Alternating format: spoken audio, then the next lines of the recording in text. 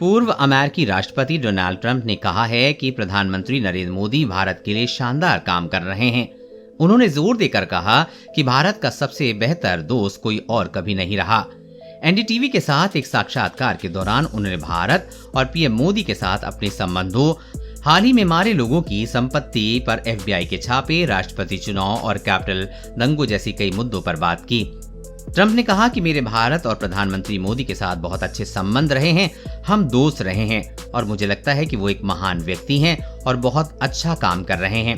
ये आसान काम नहीं है, लेकिन लंबे समय से हम एक दूसरे को जानते हैं। भारत में 2019 के आम चुनाव के बाद कम से कम 4 बार मोदी से मिलने वाले 76 वर्षीय रियल एस्टेट मुगल से राजनेता बने ट्रंप ने कहा कि आपके महान प्रधानमंत्री मोदी और मेरे दोस्त के नेतृत्व में भारत बहुत तरक्की कर रहा है। अपने पहले कार्यकाल में ट्रंप व्हाइट हाउस में भारत के सबसे अच्छे दोस्त के रूप में उभरे थे और रिश्तों को एक नए स्तर पर ले गए थे। प्रधानमंत्री मोदी के साथ उनकी दोस्ती अच्छी तरह से जानी जाती थी, जो दोनों नेताओं द्वारा 1 साल से भी कम समय में अमेरिका और भारत में रैलियों में लोगों को संबोधित करने के दौरान दिखती थी।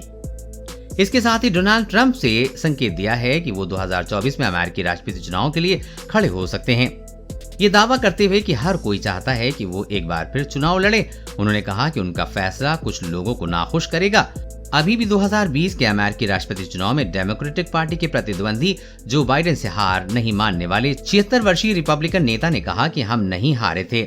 न्यू जर्सी के वेडमिंस्टर में ट्रंप नेशनल गोल्फ क्लब में एक न्यूज चैनल को दिए एक साक्षात्कार में पूर्व राष्ट्रपति ने कहा कि हर कोई चाहता है कि मैं चुनाव में खड़ा हूं, मैं चुनाव में आगे चल रहा हूं, मैं जल्द निर्णय लूंगा। मुझे लगता है कि बहुत सारे लोग बहुत खुश होने वाले हैं। ट्रंप ने कहा कि मुझे ऐसा लगता है कि बहुत सारे लोग खुश होंगे और कुछ लोग नाखुश होंगे।